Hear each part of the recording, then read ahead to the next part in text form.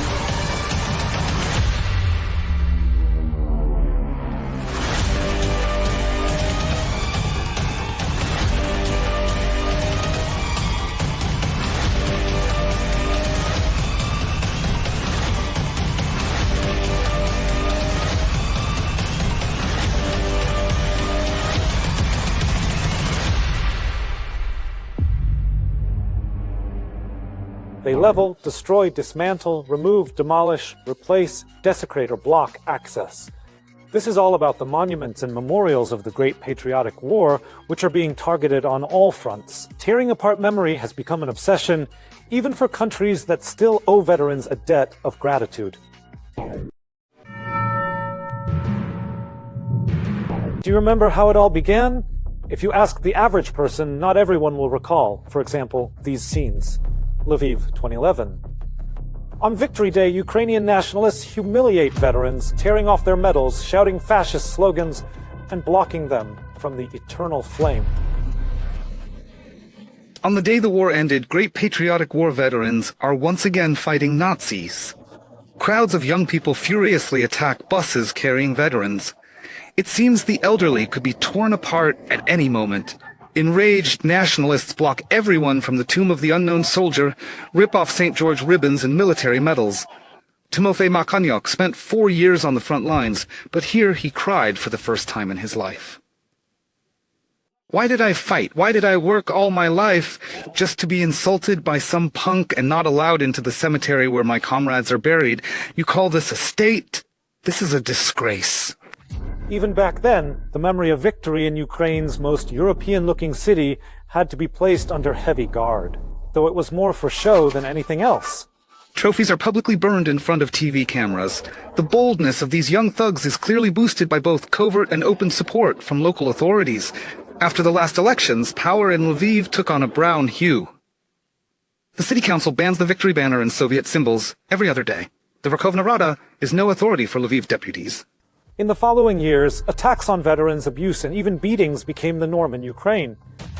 Radicals increasingly marched through city streets, imposing their own rules. The fight against historical memory and the glorification of Nazi idols has borne fruit.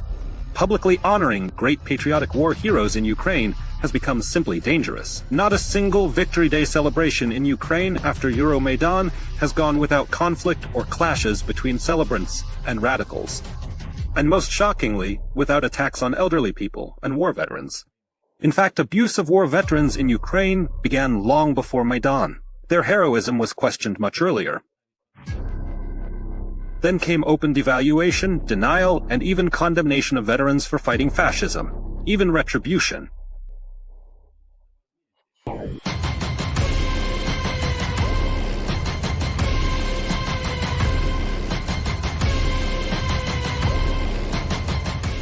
Since then, 2,500 monuments have been destroyed in Ukraine, including the monument to General Vatutin, who liberated Kiev from the Nazis. The demolition of monuments and more fell under the decommunization law.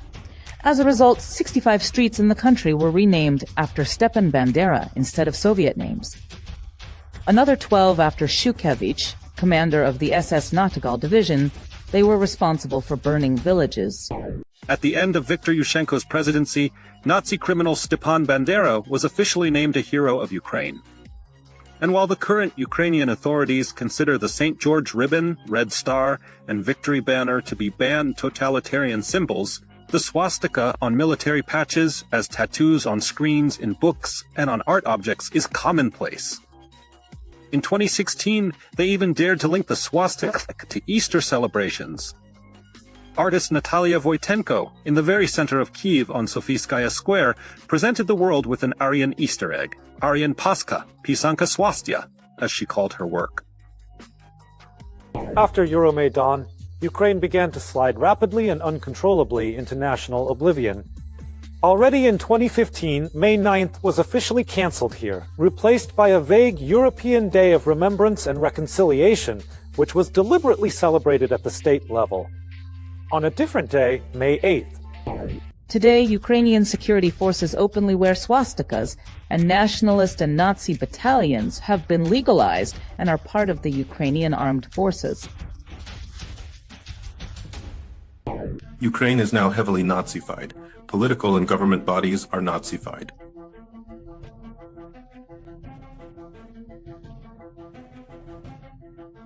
The administration, the legislative branch, and especially law enforcement and the army are deeply Nazified.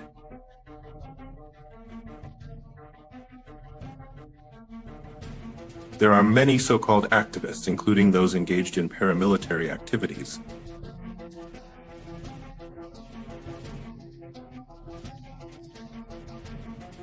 They are also Nazified.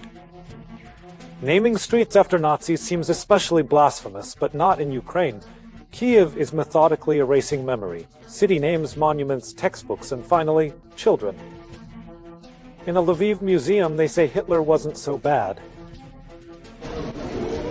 During World War II, there was fierce fighting in Boryspil, and in 1941, the city was captured. It was captured by Soviet troops. Only 2 years later, in 1943, our city was liberated by Ukrainian forces, freeing your ancestors from occupation. By the way, Lviv leads Ukraine in Nazi markers. About 20 plaques and monuments to Bandera are in the city, and not only him. Every year, Lviv hosts a march dedicated to the SS Galicia division. Participants call themselves patriots, and the division's heroes, fighters for Ukraine's independence.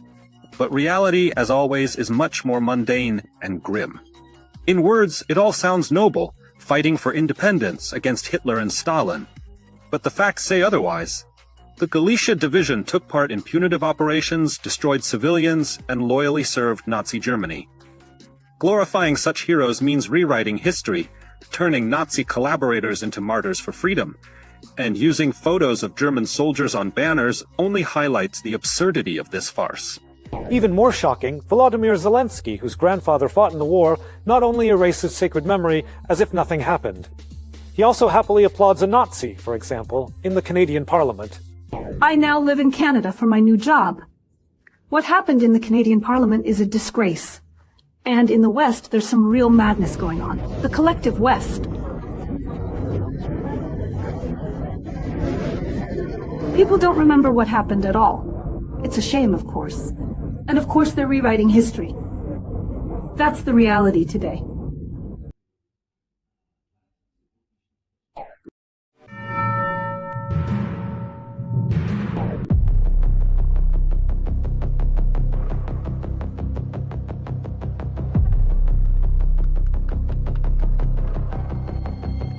Poland is also actively distorting history.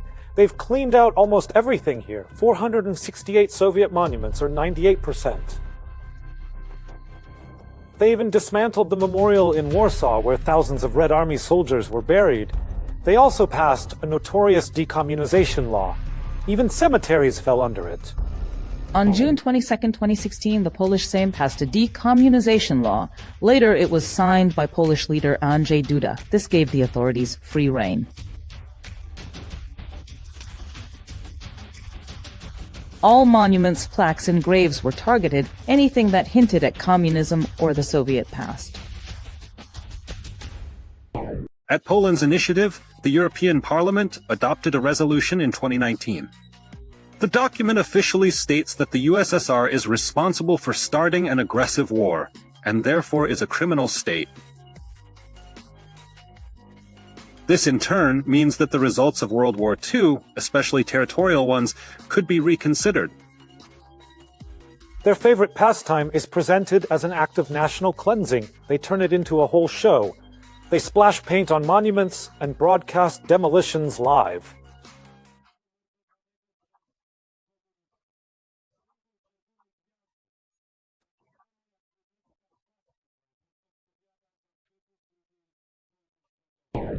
The Polish authorities' fight against communism is nothing but a cavalry charge at windmills. This tramples not only the memory of 600,000 Soviet soldiers and officers who died on Polish soil, but also their own democratic ideals. It's always important to tell one from the other. This isn't decommunization, it's baseness. But what can you expect from a country where an independence march is held every year?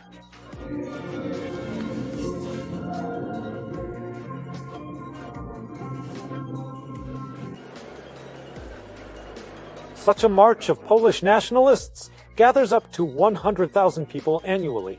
But laying flowers in memory of Soviet heroes is a sin and a crime. Everything has changed in Poland. History maps showing Poles and Russians liberating Poland have disappeared from textbooks. All those feats have vanished somewhere. Now, if you read a Polish history textbook, it's as if Poland and the United States went through Africa to Berlin and won World War II.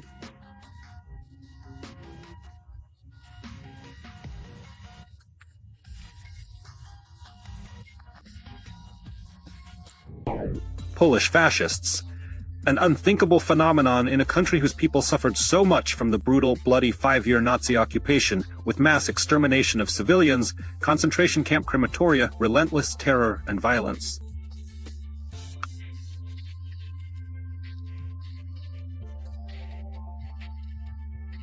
Yet today, this is the new reality.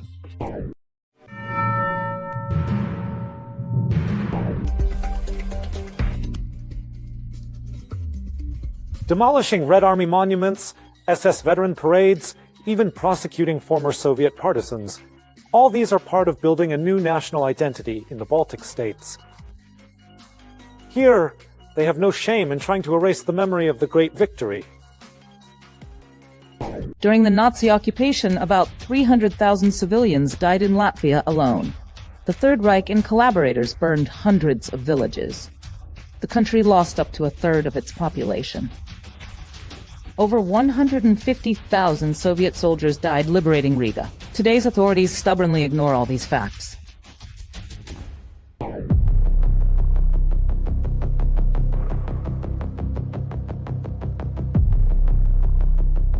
In their hatred of Russians and the victory of a great country in the Great Patriotic War, the Baltics act as one. In 2020, Lithuania officially recognized Hitlerites and the Forest Brothers as freedom fighters. Since then, President Nausėda has shamelessly laid flowers for them.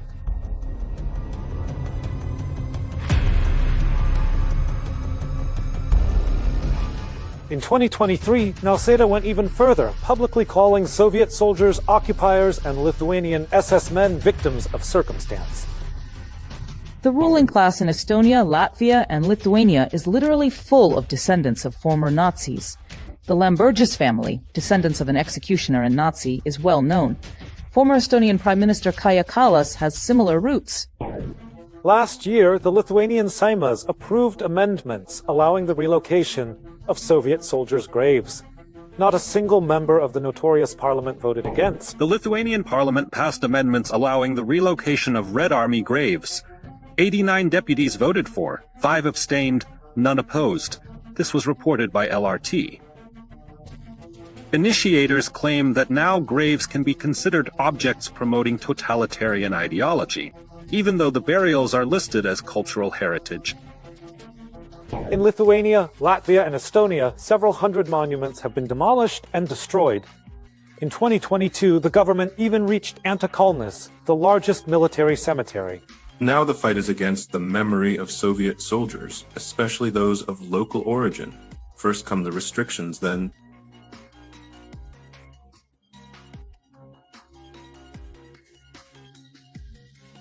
destruction of monuments, then mass destruction of monuments. Well, in the end, I am absolutely sure it will come to desecrating the graves of Soviet soldiers.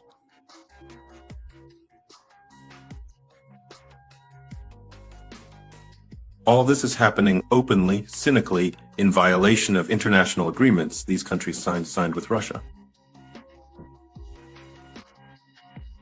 The Baltics are no less disgusting in how they treat historical memory.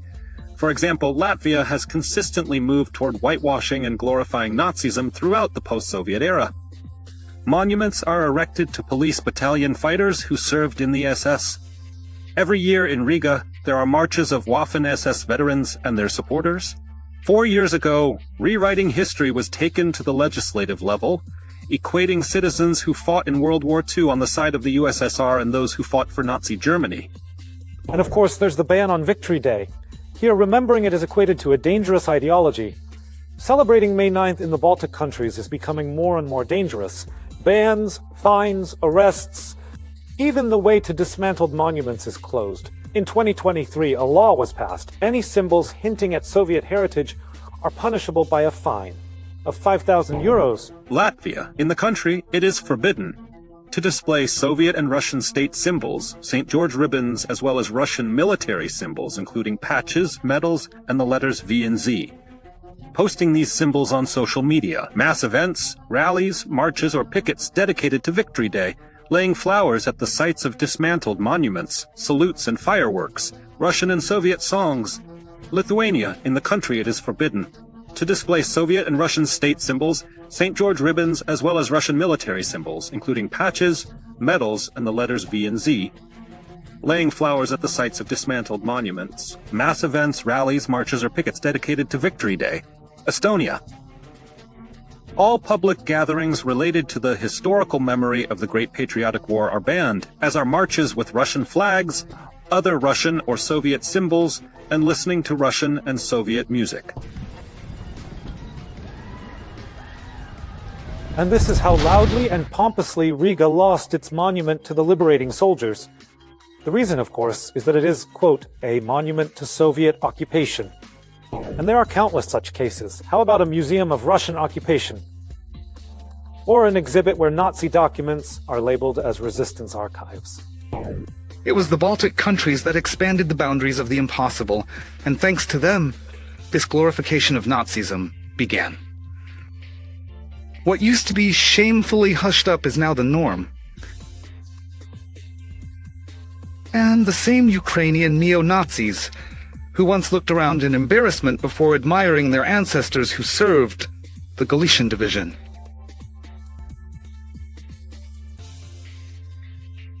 And now, seeing that in a supposedly civilized European environment it's possible to admire Nazism, this has led to what we see now.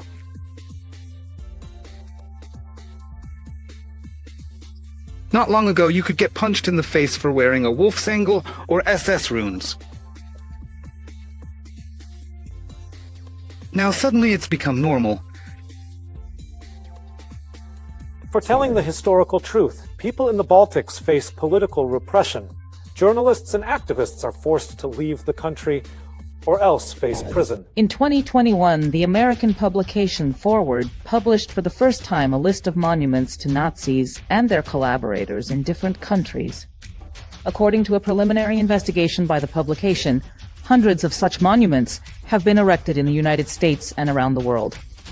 Busts have been installed for people directly involved in the murder of Jews and other minorities during the Holocaust. The list includes 320 monuments and street names in 16 countries on 3 continents. Western history makers are waging a targeted war against the past. The results of a bloody war are being falsified for selfish political interests. In recent years, it has become known that huge sums have been spent on the de-Sovietization of Europe. For example, the FundNet allocated $32 million for these purposes over the past 5 years. The EU adopted a program to rethink history. That's another $15 million. Some NGOs are working on the soft rehabilitation of Nazism.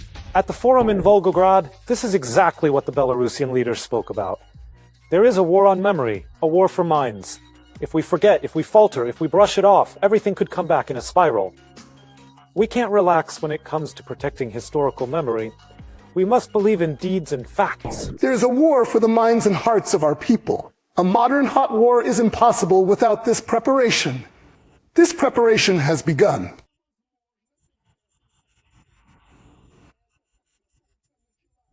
That's why we cling so tightly to historical memory, to show current and future generations, our children, that we had it.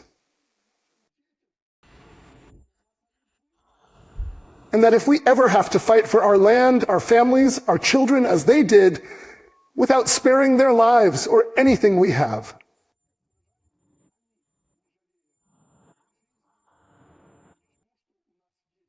That's why we talk about historical memory, not because we just want to talk. Let's be honest. There are plenty of people in our society who think, so what? We talked. They visited the monument today, went home, and that's it. No. As soon as we forget the road to Cotton to Stalingrad, from Brest Fortress, everything will return again instantly, and we won't even notice. That's why we must hold on to this historical memory with our teeth. And here's some recent news. Celebrating May 9th has been banned in Estonia and Moldova, but in the US, there will be 2 victory days. Trump decided so, basically claiming the victory for himself. What do you think of that? Trump declared May 8th as U.S. Victory Day in World War II and November 11th as Victory Day in World War I. He claims the U.S. did more for victory than any other country. No one came close to Americans in strength, courage, and military skill, he wrote on Truth Social. Let me remind you, the US, UK, and Canadian forces opened the Second Front only in 1944. Meanwhile, the Red Army completely or partially liberated Romania, Bulgaria, Hungary, Yugoslavia, Poland, Czechoslovakia, Austria, Denmark, and Germany from Nazi occupation. Soviet troops took Berlin, and Red Army soldiers Yegorov and Kantaria raised the victory flag over the Reichstag. And finally, some telling life stories. They're trying hard to present us with a different history. In the West, it has long been rewritten, so foreigners think the British and Americans won World War II. I remember how my friend was shocked and angered by her French husband's words that the Americans won the war. She made him watch a documentary about the Battle of Stalingrad. After that, it was her husband who was shocked. It's not his fault. He was taught that way in school and university. That same friend went to Berlin in 2008, specifically to see the Soviet soldiers' inscriptions on the Reichstag walls. They walked around the whole building, went up to the dome, but couldn't find any inscriptions. Disappointed, she and her German friend were standing outside when, as if by magic, an inconspicuous door opened in the building's facade. A man came out for a smoke. Her German friend approached him and asked where to find the Russian soldiers' inscriptions. She explained that her Russian friend had come to Berlin just to see them, that it was very important to her. The man looked them over carefully and told them to go to the main entrance, go through security again, and wait for him by the elevator. He didn't let them down. He took them to a floor where the tourist elevator doesn't stop. They came out by the parliamentarians' cafeteria, where 2 small sections of wall with the inscriptions had been preserved. They wanted to destroy them completely during renovations, but decided to keep a small fragment. Words and actions always reflect the essence of a person and a state, and memory is the conscience and soul of a people. We have just shown you the inner world of the Polish, Baltic, and Ukrainian elites. It's important to understand that by rehabilitating Nazism, some countries are also trying to whitewash the dark spots in their own past. After all, many in Europe were accomplices to the terrible crimes of the Third Reich. Goodbye.